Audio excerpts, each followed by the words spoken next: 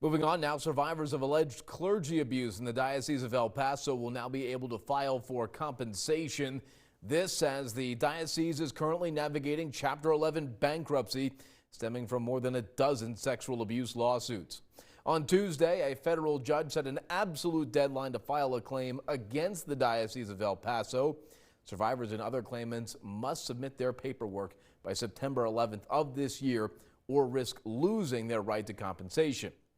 Now, Tuesday's ruling will make the process less complicated for claimants. Much of Tuesday's debate focused on paperwork. Insurance companies for the diocese asked the court to mandate survivors fill out a supplemental document with detailed evidence. Attorneys for survivors called the move a tactic to limit the number of filings, object to claims, and, quote, drag out the process. The judge rejected the insurer's demands for the extra paperwork, clearing the way for the claims process to move forward as planned.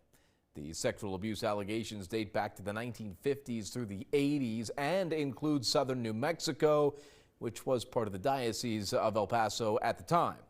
When the church filed for bankruptcy last month, Bishop Mark Seitz said it was the only way to fairly compensate victims without closing their doors. Now again, Chapter 11 does not mean the diocese is shutting down. Rather, that allows them to stay open while reorganizing their debt and creating a payment plan for survivors. Also, survivors who previously sued, reported their abuse, or even settled in the past are still fully eligible to file a new claim for compensation. Now you can find information on how survivors can securely file a claim over on KTSM.com. And remember, you can always stay up to date with our latest stories and all the latest weather conditions on our free KTSM 9 News app.